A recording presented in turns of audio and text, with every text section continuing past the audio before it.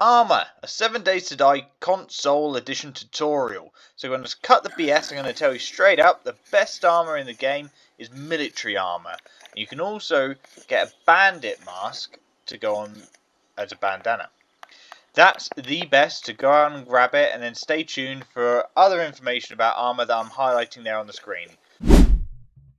This is the player screen, that's where the armour is slotted. Armour will protect you against concussion, puncture, radiation, fire, and all those sorts of little bits as indicated there on the screen. It goes up different amounts depending on the quality of the armour.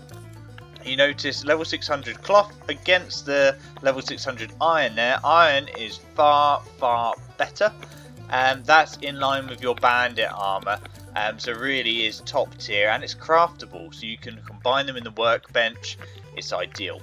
You can see here that the iron chest armor takes heavy armor and iron, and the light armor takes light armor, funny, and tailoring. Okay, and it repairs through cloth, whereas the iron repairs through iron. Really easy. Now looking at the skills separately, so we've got the skills on the clothing icon there on your skills screen. You've got the armor smithing at the top, which is across the board. Crafting quality there on my screen of 300 plus, which is relatively okay, but it's a little tricky to level up unless you're constantly spam crafting.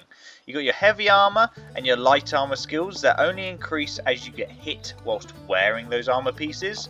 So that's a little bit annoying. And then you've got some of the other skills there. So you've got your tailoring, which is just through clothes, and then you've got your leather working, which is leather and leather armor.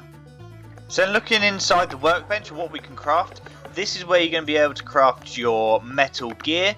Now even the scrap needs to be inside the workbench. Scrap's going to be a good one to get early game if you can't find the right schematics to find your iron. It takes iron scraps, leather and duct tape, so it's not particularly expensive and it's a hell of a lot better than cloth, so go for it. Mining helmets are really important. I'm going to copy and paste the short that I did on mining helmets in a minute, but they are craftable. Otherwise you can find them quite frequently in the boots of cars, but I just forsake all other helmets for the mining helmet because it's just so darn good. But cloth, if you want to spam your armor skill, get a cotton farm, get the cloth, spam build all those cloth chest armors, and then just try to either combine them or sell them to the trader. Like I say, iron gloves, forged iron is how you craft those. Really important, really strong, and it's what you're going to be playing with the majority of your game until the late game where you start to unlock some of the military gear, the trader, or on those feral zombies. Bandana and other clothes, they do provide a very small benefit to your concussion and puncture, but it's only very minimal. You see on the screen there at what, 8, 9, 7%, that sort of thing, 15 against fire. It's not huge, so don't rely on it at all.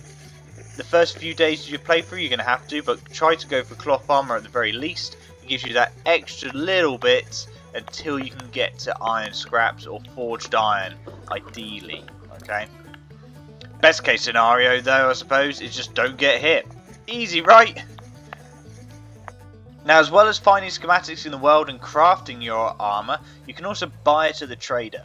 Now this is an awful lot of RNG involved with trader sales, but it is possible to get your high level gear here. There's some iron leg armor there, really high level. You can combine that with your craftables to get early level 600 gear. You can also get SWAT helmets, as well as some, very rarely, military gear and bandit gear, which gets more frequent the further you go on. Another thing I recently learned with traders as well is that in the wasteland, they are harder biomes and the trader gives you more. Now if we look on our cheat world, we've got the mining hat there. And the mining hat has 57 concussive, 45 puncture. If we look at iron, iron is better. Iron's better at 65 and 60 concussive and puncture respectively. The bandit mask is 65 and 60, identical to the iron armor. And then the military helmet does come out on top at, what's that, 78 and 75. So the military gear is best. Iron, again, 65-60. The bandit gear, 6560, exactly the same, repaired with forged iron, heavy armor and armor smithing. And then you got the military vest against 78 and 75. It is the best, so if you find military gear, definitely compare the stats and upgrade it. The only downside, which I'll describe as we go through the other bits of gear. Cool, those bandit gloves look lovely. I'm going to have to try and get myself a pair of them. But military gear, you can only repair it with military fibers. Okay? Now military fibers are really hard to find. They'll be on feral zombies. Very, very rarely would you ever find them in the world, other than in military camps, military bases, off of the feral zombies, or at the trader. Now the trader, more often than not, will supply them, but at a cost, right? So it's worth bearing in mind, stocking up rather than selling them early on. Stock them up until you do start finding military gear, because that is the best. Let's have a little look. See what we got. So my character doesn't have any actual clothes on, but in terms of where the armor goes and what it looks like, it's pretty good. It's a pretty good looking armor set there. The bandit armor is more rugged, looks more scrappy. It looks good. Now this is where I had the epiphany, and I'm just amazed. The bandit mask goes in your bandana slot there. It's not even classed as a helmet. So now what I've done on my single player playthrough is I still have my mining hat. I forever wear the mining hat. It doesn't, but I bought a bandit mask and I wear that in that bandana slot. It's a no-brainer. It gives you so much protection, and it's a level 300. I can't find any more, but it's amazing. Now taking off the bandit armor, we've got the full forged iron there. Again, the helmet, like the gas mask, it doesn't impair your vision at all. You see there, no impairment at all on the screen, and it's still quite good. It's as strong as the bandit armor, so don't break your neck trying to get bandit, other than that mask, which is incredible. Now the mining hats, their mining helmet, I always go for. It's a must. When you start a new world, you just cry for it. I just forget how useful these sorts of things are and take them for granted, but the mining helmet is incredible. It's a must-have with the torch, even though it doesn't offer the most protection. If you've got a good strong set for the rest of your gear, you're golden. And yeah, like I say, just remember that bandit gas mask there. Incredible that you get all those stats into your bandana slot. Now the mining helmet, like I say, really important. It's not as strong as the iron, but if you flick the torch on and off, you can see there's a massive difference. So even in the open world, when you're mining, it really is a must. You have to have the mining helmet. It's just a no-brainer, right? Now it's craftable.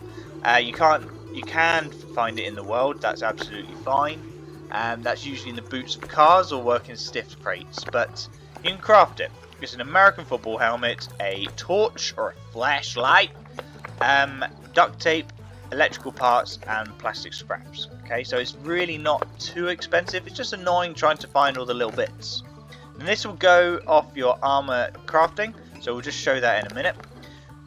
Again, like all other items of this ilk, you can combine them in the workbench, which is really important to keep on top, keep improving your stats by combining the gear that you can to get the best gear you can. But just remember, put the highest level item you have in the workbench when you combine to keep the levels going up and up and up.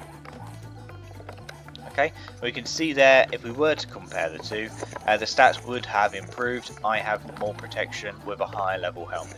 Makes sense, right?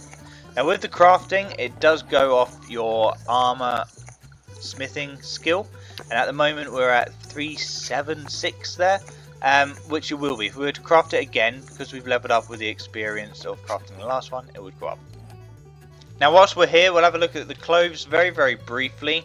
So separate from armor, but they will give you very small amounts of protection.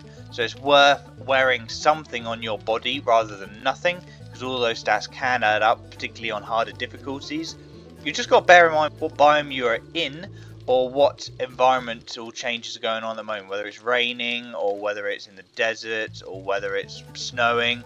That's going to change your decision as to wear a coat, wear a poncho, wear some shorts, wear some jeans.